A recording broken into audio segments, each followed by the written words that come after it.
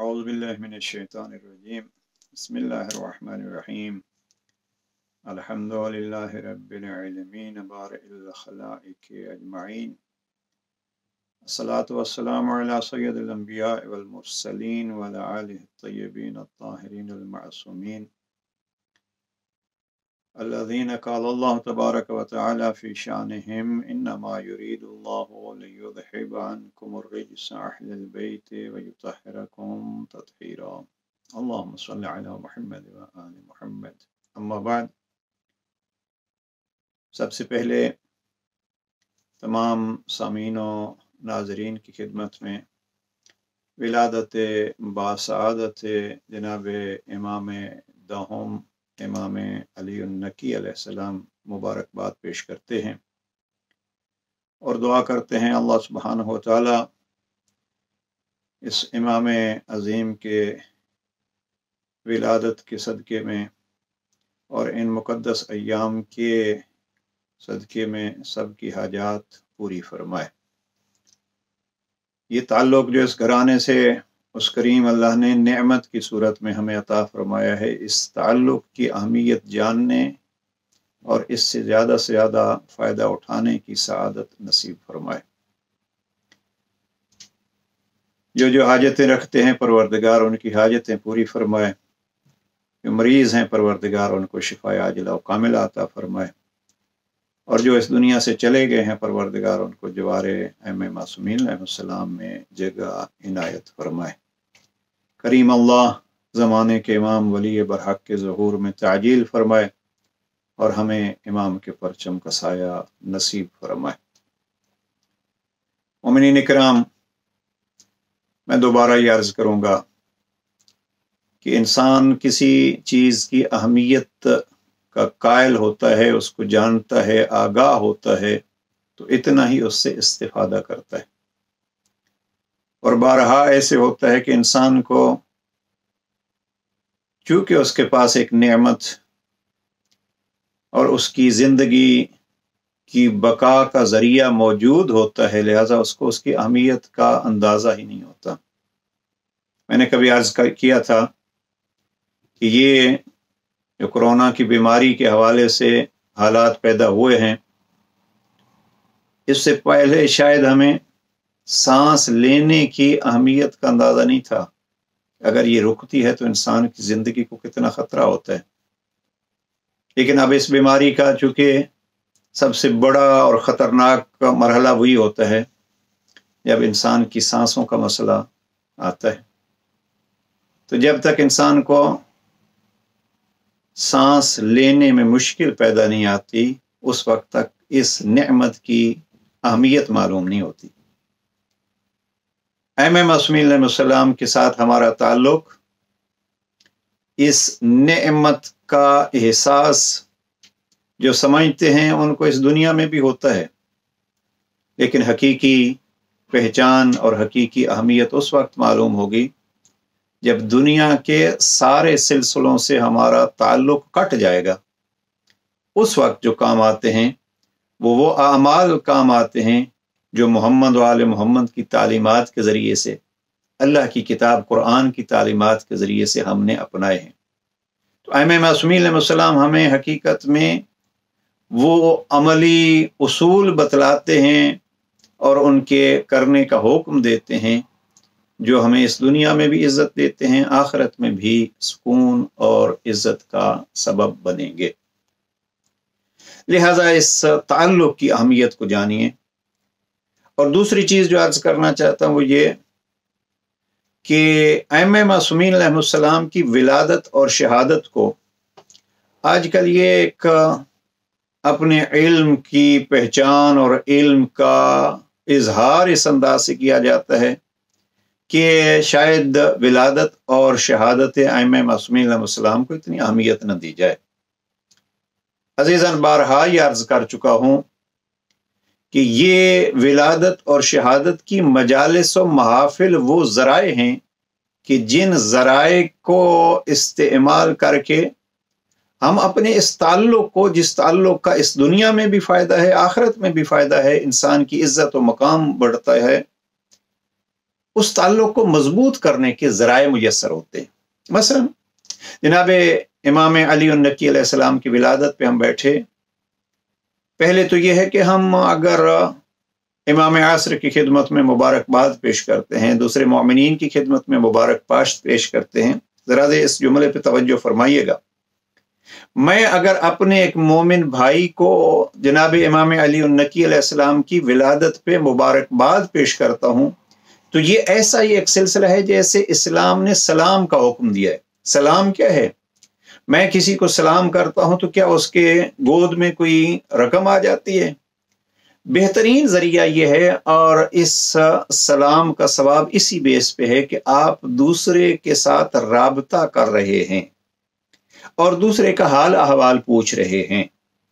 यहां मुबारकबाद देना भी इसी सिलसिले की एक कड़ी हो सकती है कि हम जब जनाब इमाम अली नकी अलैहिस्सलाम की विलादत पे दूसरे मोमिन को मुबारकबाद देते हैं, तो एक तो इस घराने से हमारा ताल्लुक मजबूत होता है और इनके गम में गमगीन और इनकी खुशी में खुश होने का जो हुक्म है उसकी अदायगी हो जाती है।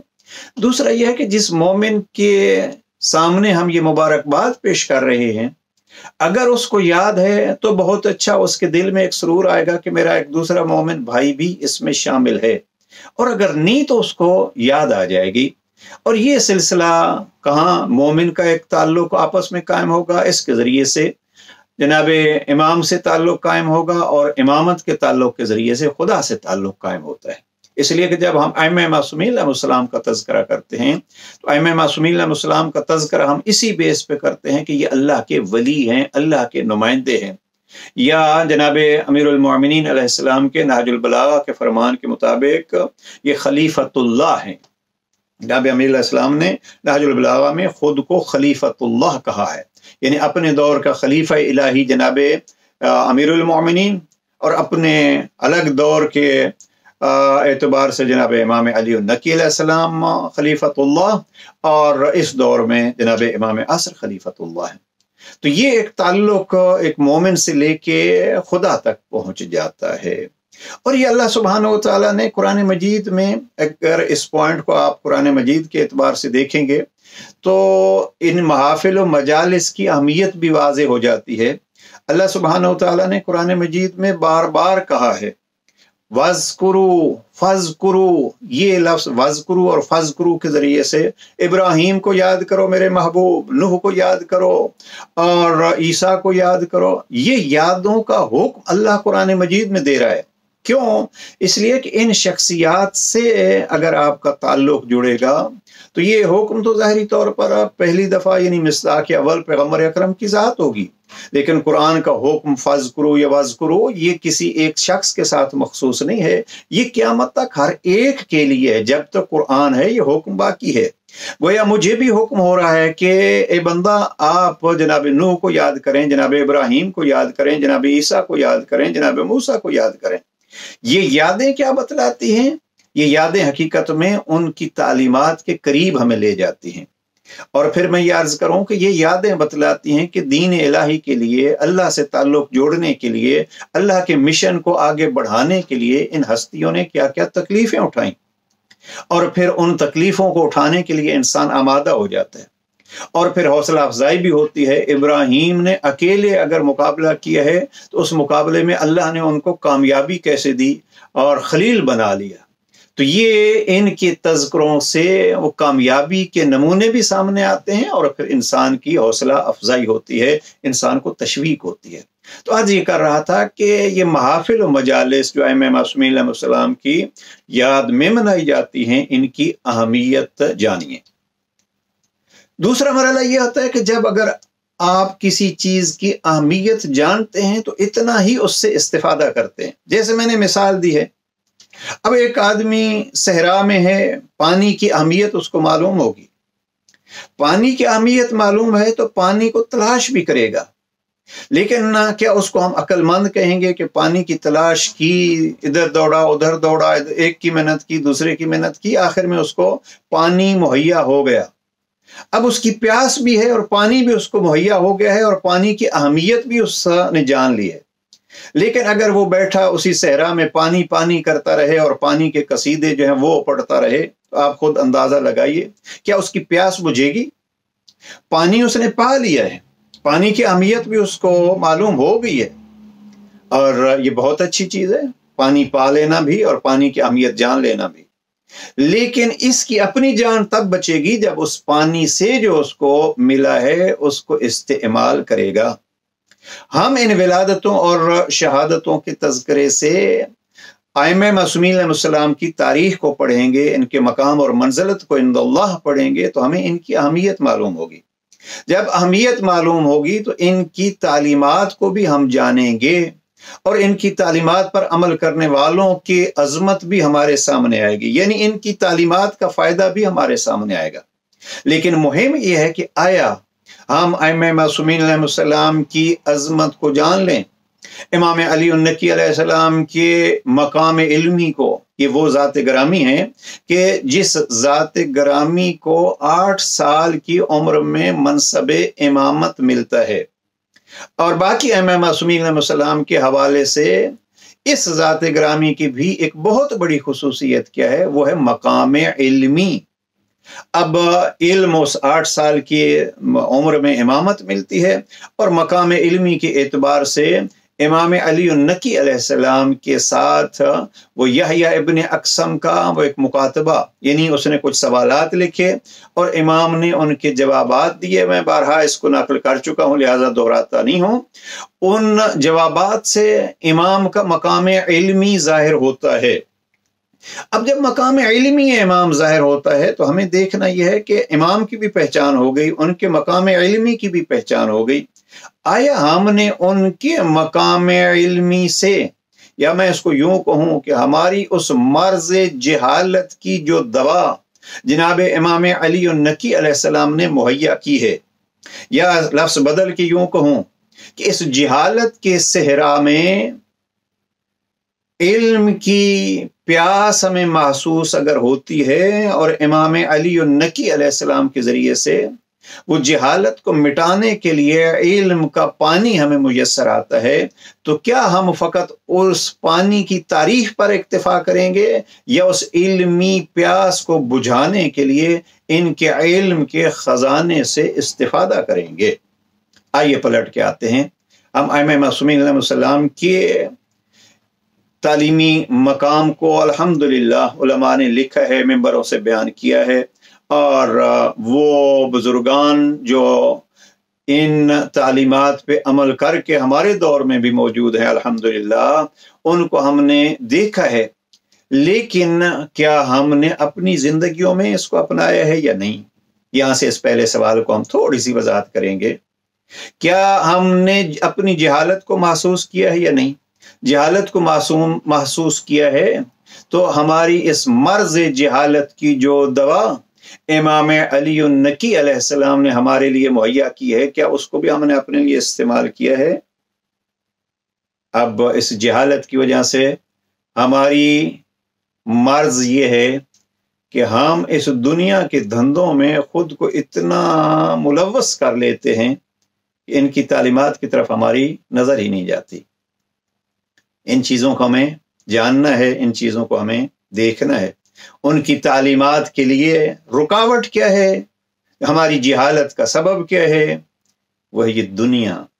اور میں نے جناب امام علی النقی علیہ السلام کا یہ فرمان تحفۃ العقول نے آخری فرمان جو مختصر فرامین میں سے بہت پیاری بحث ہے جناب امام علی النقی علیہ السلام کی جبر و تفویض کے موضوع پہ، اور اس کو سب کو جمع کیا ہے صاحب تحفۃ العقول نے، اور پھر مختصر فرامین جو لکھے ہیں، مختصر فرامین جناب امام علی النقی علیہ السلام سے آخری فرمان تحفۃ العقول میں یہ آیا ہے: الدنیا سوق رابح فیہا قوم وخاسر آخرون۔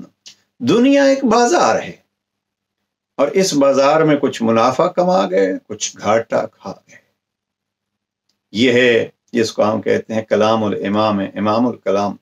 میں اب اس تقابل کا تو قائل نہ ہوں کہ جناب امیر المومنین اپنے زمانے کے امیر بیان ہیں، اور جہاں جناب امیر علیہ السلام نے نہج البلاغہ میں کہا کہ ہم امیر بیان ہیں، وہاں یہ نہیں کہا کہ میں علی امیر بیان ہوں۔ फरमाया नहनु उमराउल कलाम, हम, अब ये हम से मुराद ये अहले बैत हैं, ये मासूम घराना है। तो अब जैसे जनाब अमीरुल मोमिनीन अलैहिस्सलाम अमीर बयान है अपने दौर के, इसी तरीके पे अमीर बयान जनाब इमाम अली नकी अलैहिस्सलाम। इमाम का फरमान जरा दोहरा देता हूँ, दुनिया सूकुन, दुनिया एक बाजार है, जिसको जनाब अमीरुल मोमिनीन ने नहजुल बलागा के कलिमात किसार नंबर 131 में मतजर कहा है। मतजर तिजारत की जगह, दुनिया मतजर है। और फिर यहाँ जनाब इमाम ने फरमाया सूक, अब भी यानी अरबी में लफ्ज़ सूक ये बाजार के लिए इस्तेमाल होता है। अद्दुनिया सूकुन, अजीब तशबीह दी है जनाब इमाम अली नकी अलैहिस्सलाम ने, दुनिया बाजार है। और फिर इस तरफ भी मुतवज्जे किया कि इस बाजार में कोई घाटा खाने वाले हैं, कोई फायदा उठाने वाले हैं। अब हमें ये देखना है कि हम किस जुमरे में आते हैं, आया हम घाटा खाने वालों में हैं या हम नुकसान और खसारे वालों में हैं। अगर आप इसको जमा करना चाहें तो मेरा ख्याल में कुरान की तफसीर भी हो जाएगी। अद्दुनिया सूकुन राबिह फीहा कौमुन व खासिर आखरून, लफ्ज़ खासर को देखिए, खे सीन और रे खुसरान। और कुरान मजीद में अल्लाह सुब्हानहु व तआला ने मुख्तसर तरीन एक सूरा में फरमाया कि वल अस्र इन्नल इंसान लफी खुस्र, वहाँ खुस्र कुरान मजीद में इस्तेमाल हुआ है। यहाँ इमाम ने अपने इस फरमान में, वह इमाम फरमाते हैं देखो ये दुनिया एक बाजार है, सजा हुआ है। बाजार में कामयाब वो होता है जो अपने सरमाए को बचाता है। जरा इस गुजारिश पे दिक्कत फरमाइएगा, बाजार में कामयाब वो होता है जो अपने सरमाए को बचाता भी है और उस सरमाए में रोजाना बेस पे कुछ इजाफा भी करता है, ये होगा कामयाब। और वो जो अपना असल सरमाया खो देता है वो है घाटे में, खसारे में। अब असल सरमाया हमारे पास क्या है? असल सरमाया का नाम है ईमान। एक फकीर जनाब इमाम अली नकी अलैहिस्सलाम के पास आता है और इसको शेख अब्बास कुमी ने अहसनुल मकाल में तारीर फरमाया है वाक़े को। वो फकीर आके अपने फ़क्र का गिला शिकवा करता है, फर्जंद रसूल मैं बड़ा फ़कीर हूँ, कुछ नहीं है मेरे पास। वहाँ फरमाते हैं तेरे पास 3 बड़ी दौलतें हैं, तुझे उनका एहसास नहीं है। बोला क्या है मेरे पास? पहली चीज़ इमाम फरमाते हैं तेरे पास है ईमान, अब ये है दौलत। दूसरी चीज़ इमाम फरमाते हैं सेहत। तीसरी चीज़ जिसको अमीरुल मोमिनीन ने बहुत बड़ी दौलत कहा है और नहजुल बलागा में बार बार इसका तज़किरा किया है, इमाम अली नकी अलैहिस्सलाम फरमाते हैं तीसरी दौलत तेरे पास, उसका नाम है कनाअत। यानी जो तेरे पास है, जो तूने कमाया है उस पे इक्तिफा कर, अपने आप को फ़कीर मत समझ। तो ये 3 दौलतें इस दुनिया में अगर इंसान कोई कमा लेता है, ईमान, सेहत और कनाअत, तो वो एक बहुत ही मुनाफा बख्श तिजारत कर गया है।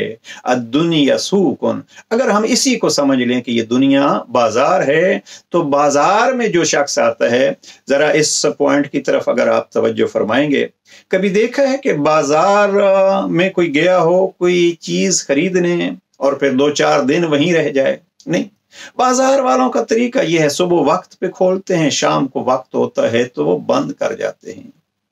दुनिया भी बाजार है, वक्त पे खुलती है, एक वक्त आता है कि बंद हो जाती है। 60 साल नहीं, 70 साल नहीं, 100 साल किसी को मिल जाएंगे।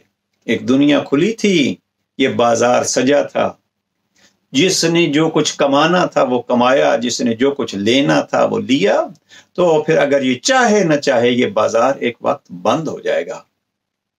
और दूसरा यह है कि जिस मकसद के लिए बाजार आया था या उसको किसी ने भेजा था, उस मकसद को अगर कोई भूल जाता है कि मैं क्यों आया था, सारा दिन मसलन उसको भेजा गया है आप 1 किलो चीनी ले आओ, अब वो सारा दिन आके सोने की दुकानों पे, जेवरात की दुकानों पे, शानदार कपड़ों की दुकानों पे इधर देखा उधर देखा, मुमकिन है उसने खरीद भी लिया हो कुछ, ये कीमती चीजें जो उसकी निगाह में है वो खरीद भी ली हों, लेकिन आप मुझे बतलाइए हम उसके लिए क्या حکم جاری کریں گے کہ گیا تو تھا مثلا 1 کلو چینی لینے کے لیے، دیکھتا رہا وہ قیمتی زیورات اور لباس، یا لے آیا وہ لباس، نہ خود اس کو لباس کافی ہوگا اور رخیہ جس نے بھیجا ہے وہ بھی اس پہ راضی نہیں ہوگا۔ آپ کو بھیجا کس لیے تھا اور لے کیا آئے ہو؟ لہذا الدنیا سوقن، یہ دنیا بازار ہے۔ میرے امام علی النقی علیہ السلام فرماتے ہیں بازار ہے، اس کو بازار سمجھیے، اس کو اپنی منزل نہیں سمجھیے۔ اور پھر جب یہ بازار بند ہو جاتا ہے پھر خریدا بھی کچھ نہیں جا سکتا۔ اب آپ کو خیال آئے تو مشکل ہوتا ہے کہ کوئی خرید سکیں۔ اور یہ دنیا کا بازار تو ایسا ہے کہ جو اس سے گیا پھر وہ گیا۔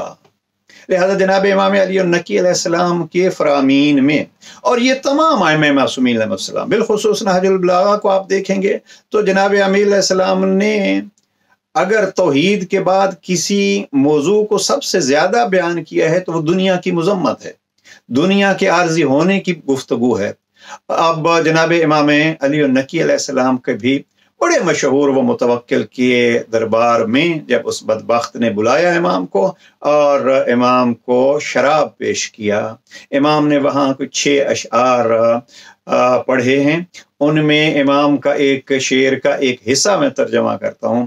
امام فرماتے ہیں کہاں ہیں وہ کہ جن کے سر پہ کل تاج تھے، جن کے لباس بڑے قیمتی تھے حلل، اور جن کے ہاتھوں میں کنگن تھے، وہ کہاں گئے؟ وہی چہرے جو ان چیزوں سے مزین تھے، ان پہ اب قبر میں کیڑے چڑھ رہے ہیں۔ جناب امام علی النقی علیہ السلام اس دنیا کی حقیقت اس انداز میں بیان کرتے ہیں کہ متوکل کے ہاتھ سے شراب کا جام گر گیا اور وہ بڑی دیر تک روتا رہا۔ آئیے کوشش کریں ہم ائمہ معصومین علیہ السلام کے الفاظ کو اپنے ان کانوں سے سنیں۔ میں اپنی گفتگو کا دوسرا مرحلہ اس طرف لے آنا چاہتا ہوں۔ متوکل ہی نے ایک دفعہ امام کی توہین کرنے کے لیے، زمانے میں بنو امیہ ہوں یا بنو عباسیہ ہوں، اور اس وقت بھی اس دور میں بھی ان کے جو حامیان ہیں اور بہت بڑی تعداد میں، ابھی ان دنوں میں احساس ہوتا ہے، کہیں آپ جناب امیر المومنین کا محبت سے نام لیں، جناب امام علی النقی علیہ السلام کا محبت سے نام لیں، جن کے چہروں کا رنگ بدل جاتا ہے، کچھ ایسے ہوتے ہیں جن کا رنگ خوشی سے بدل جاتا ہے، وہ حقیقت میں آپ کے بھائی ہیں۔ کچھ ایسے ہیں کہ ان کا رنگ بغض سے بدل جاتا ہے، اور بہت سارے ایسے ہیں، جیسے ابھی نوبت جہاں تک آ گئی کہ جناب سیدہ کے متعلق جو ہے وہ گفتگو ہونے لگی۔ تو بہرحال بہت سارے اب بھی بنو امیہ اور بنو عباسیہ کے طرفدار موجود ہیں۔ بنو امیہ اور بنو عباسیہ نے کوئی ایک لحظہ بھی نہیں جانے دیا جس میں انہوں نے اہل بیت کی توہین کا اہتمام نہ کیا ہو۔ ظاہری طور پر جس کو وہ توہین سمجھتے تھے انہوں نے انجام دیا، اب یہ اللہ کی ذات پہ ہے کہ وہ عزت کیسے دیتا ہے۔ تو جناب امام علی النقی علیہ السلام کو متوکل نے ایک ایسے اپنے گھر کے حصے میں بلایا، متوکل کے گھر میں، یا جو اس کا کاخ تھا، اس کا جو وہ محل تھا، اس میں اس نے بہت سارے پرندے رکھے ہوئے تھے، اور ان پرندوں کو اگر کچھ مختصر سا دانہ دیتے ہیں تو پرندے بہت شور کرتے ہیں۔ اس نے ایک پلان بنایا، ایک ذریعہ ڈھونڈا کہ ادھر ہم ان پرندوں کو دانے دیں گے، ادھر امام علی النقی علیہ السلام کو بلائیں گے، اور پھر امام کو کہیں گے کچھ کہیں یا امام کچھ کہیں گے، تو یہ پرندوں کا شور اتنا ہوتا ہے کہ امام کی آواز کوئی نہیں سن سکے گا، تو امام کی توہین ہوگی۔ اس بیس پہ امام کو بلایا گیا، اس منصوبے کے تحت جو ہے وہ امام کو بلایا گیا۔ اب جب امام اس حصے میں داخل ہوتے ہیں جہاں پرندے چہچہا رہے تھے، شور شرابہ ہو رہا تھا، آواز کسی کی سنائی نہیں دیتی تھی، جب امام وہاں قدم رکھتے ہیں تو پرندے یوں خاموش ہو گئے جیسے یہاں کچھ ہے ہی نہیں۔ اب امام کو جو فرمانا تھا وہ فرمایا، لیکن کچھ بھی نہ فرمایا ہو تو کم از کم پرندوں کی خاموشی نے یہ بتلا دیا ہے کہ اللہ نے اپنی کائنات اپنے بندوں کے لیے مسخر کر دی ہے، اور امام نے کہا بھی نہیں ان کو کہ خاموش ہو جاؤ، بلکہ امام کے اس احترام کی خاطر، یا دشمن جو کچھ سمجھتا تھا اس دشمن کے پلان کو اور اس منصوبے کو ناکام کرنے کی خاطر، اللہ نے یہ پرندوں کو بھی بتلا دیا کہ آپ نے کہاں بولنا ہے، کہاں خاموش رہنا ہے۔ میں یہ عرض کروں گا کہ امام وقت کے سامنے چہچہاتے پرندے بھی خاموش ہو جاتے ہیں، اور یہی امام کی عزت اور امام کا احترام ہے۔ اب ہمیں بھی چاہیے کہ ہم بھی کبھی اللہ کے کلام کے سامنے، کیا ہم نے خاموش ہو کے کبھی کچھ سوچا ہے کہ اللہ ہمیں کیا فرما رہا ہے؟ کیا ہم کبھی تنہائی میں بیٹھ کے یہ سوچا ہے کہ اگر ہم آنکھیں بند کر کے کچھ لحظے کے لیے توجہ کریں تو کیا ہمارا وقت کا امام بھی ہمیں کچھ کہہ رہا ہے یا نہیں؟ میں کہتا ہوں کہ اگر اور کچھ نہ ہو، قرآن مجید کو سامنے رکھیے، قرآن مجید کی ایک ایک آیت کو پڑھیے، اور کبھی یوں سوچا کیجئے یہ قرآن میں نہیں پڑھ رہا، میرے وقت کا امام پڑھ رہا ہے۔ اور جب وقت کا امام قرآن پڑھ رہا ہے تو جس آیت کو امام پڑھ رہے ہیں وہ آیت ہمیں کیا سنا رہی ہے؟ امام کی زبان سے اللہ کے کلام کو کیا ہم نے کبھی اس دقت سے سنا ہے یا نہیں؟ یا پھر ہم فقط یہ ہے کہ پرندے تو چپ کر گئے تھے امام علی النقی علیہ السلام کے سامنے، لیکن ہماری زبان جو ہے وہ رواں دواں ہے، اس میں خاموشی کے وہ پہلو ہی نہیں ہے۔ قرآن مجید کی ایک آیت کو ہی سن لیجئے، عجیب آیت ہے۔ اللہ سبحانہ و تعالیٰ نے اپنے بندوں کو عبودیت کا حکم دیا، اللہ کی عبادت کرو، اللہ کا کسی کو شریک قرار مت دو۔ اسلام کی بنیاد کا تذکرہ ہے۔ پھر فوراً کیا کہا؟ پھر یہ نہیں کہا کہ اب نماز پڑھو اور روزہ رکھو اور حج کرو اور یہ کرو، پھر فرمایا وَبِالْوَالِدَيْنِ احسانا۔ قرآن مجید میں کوئی 5 جگہ پہ یہ اپنی توحید کا تذکرہ فرماتا ہے، پھر فوراً کہتا ہے وَبِالْوَالِدَيْنِ احسانا۔ ابھی ایک آیت میں ارشاد پروردگار ہوتا ہے وَبِالْوَالِدَيْنِ احسانا، والدین کے ساتھ احسان کرو، رشتہ داروں کے ساتھ احسان کرو، یتیموں کے ساتھ احسان کرو، مسکینوں کے ساتھ احسان کرو، رشتہ دار پڑوس میں ہیں تو رشتہ داروں کے ساتھ احسان کرو، پڑوس میں اگر رشتہ داروں سے علاوہ کوئی ہیں تو ان کے ساتھ احسان کرو، آپ کے کوئی رفیق کار بن جاتے ہیں، آپ کے کوئی ہمکار بن جاتے ہیں، کسی نے چند دن آپ کے ساتھ زندگی گزارنی ہے تو اس کے ساتھ احسان کرو، پھر یہ ارشاد ہوتا ہے کہ مسافر ہیں تو ان کے ساتھ احسان کرو، اور آخری فرمان یہاں تقریباً 9 پوائنٹ جو ہیں وہ ہیں کہ اگر کوئی آپ کی ملکیت میں ہے، مفسرین یا اور انہوں نے لکھا ملکیت یعنی آپ کا کوئی غلام ہے، کوئی کنیز ہے، میں یہاں غلام اور کنیز کے بجائے اگر ہم یہ کہیں کہ جو آپ کی زیر اثر ہے، جس کی توقعات آپ سے مربوط ہیں یا جس کی ضروریات آپ کے ہاتھ میں ہے، ان کے ساتھ احسان کرو۔ اب توحید اور شرک سے نہیں کہ فوراً بعد انسانوں سے برتاؤ کا تذکرہ کر کے اللہ سبحانہ و تعالیٰ گویا یہ ارشاد فرماتا ہے میرا بندہ، میری بندگی کا طریقہ یہ ہے کہ میرے بندوں کا خیال رکھے۔ لہٰذا آئیے امام علی النقی علیہ السلام کے اس ولادت باسعادت کے موقع پہ ہم کوشش یہ کریں اللہ کے بندوں کو خوش کریں، اور خاص کر کہیں کوئی غمگین ہو، غمزدہ ہو تو اس کے غموں کو بانٹیں، اس کے غموں میں شریک ہو جائیں۔ یہ خود ہماری ائمہ معصومین علیہ السلام کی تعلیمات پہ بہترین عمل ہوگا۔ اور آخری گزارشات یہ عرض کر دوں، اور میں اپنی ہر مجلس محفل میں عرض کیا کرتا ہوں، کم از کم اس گھرانے سے ایک نسخہ تو لے کے جائیں۔ حکیم کی کلیننگ پہ اگر کوئی شخص جاتا ہے اور نسخہ نہیں لیتا تو 2 وجوہات ہوتی ہیں، یا یہ ہے کہ وہ اپنی مرض سے آگاہ ہی نہیں ہے کہ مجھے مرض کیا ہے کہ اس حکیم سے میں علاج کے لیے کوئی نسخہ پوچھوں، یعنی اپنی جہالت سے بھی، اپنی ناآگاہی سے بھی ناآگاہ ہے، جاہل ہے۔ دوسرا یہ ہے کہ وہ نسخہ نہیں لیتا اس لیے کہ اس حکیم کو اس قابل نہیں سمجھتا کہ میں اس سے نسخہ لوں۔ خدا نہ کرے، خدا نہ کرے ہم اگر مجالس کو ایک دواخانہ سمجھتے ہیں، اور سمجھنا چاہیے، بہت بڑا یہ ایک مجالس کا سلسلہ ہماری ان امام بارگاہوں میں اور ہمارے ان مساجد میں جو اہتمام ہوتا ہے، یہ ہمارے لیے ایک بہت بڑا خزانہ ہے۔ اس کو ایک مطب سمجھیے، اس کو ایک کلیننگ سمجھیے۔ آج کی کلیننگ میں ہم جناب امام علی النقی علیہ السلام کے دربار میں حاضر ہوئے ہیں، تو کیا ہم نے اپنی زندگی کا، اپنی جہالت کا کوئی ایک نسخہ اس گھرانے سے لے لیا ہے یا نہیں؟ اگر نہیں لیا تو میں ایک نسخہ جو ہے وہ جناب امام علی النقی علیہ السلام کی انگوٹھی کا ایک نقش تھا، اور اس انگوٹھی کے نقش پہ امام نے کیا لکھوایا ہوا تھا؟ امام نے اس پہ جو نقش کندہ تھا، حفظ العہود من اخلاق المعبود، یہ نسخہ آج ہم اگر استعمال کریں، حفظ العہود من اخلاق المعبود، وعدوں کو نبھانا رب کریم اور اس معبود کے اخلاق میں سے ایک خلق ہے۔ آگے کوشش کریں جس سے ہم وعدہ کریں ان وعدوں کو نبھائیں۔ اللہ سے ہمارا وعدہ کیا ہے؟ ایاک نعبد وَإِيَّاكَ نَسْتَعِينُ، رب سے وعدہ نبھائیں اور اپنے اماموں سے وعدہ نبھائیں۔ وعدہ کیا ہے؟ وعدہ ائمہ سے جو اللہ نے لیا ہے، اطیعوا اللہ وَأَطِیعُوا الرَّسُولَ وَأُولِي الْأَمْرِ مِنْکُمْ، ان کی اطاعت کا وعدہ نبھائیں۔ اگر اللہ کے ساتھ وعدہ، اللہ کے نیک بندوں اور نمائندوں کے ساتھ وعدہ، تو پھر جو دوسرے بندوں کے ساتھ وعدے ہوتے ہیں ان کو نبھانا آسان ہوگا۔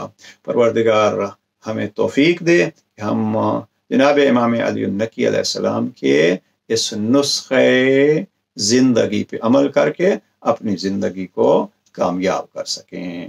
پروردگار اس ولادت باسعادت کے صدقے سب کی مشکلیں حل فرمائے اور حاجتیں پوری فرمائے۔ والسلام علیکم ورحمۃ اللہ وبرکاتہ۔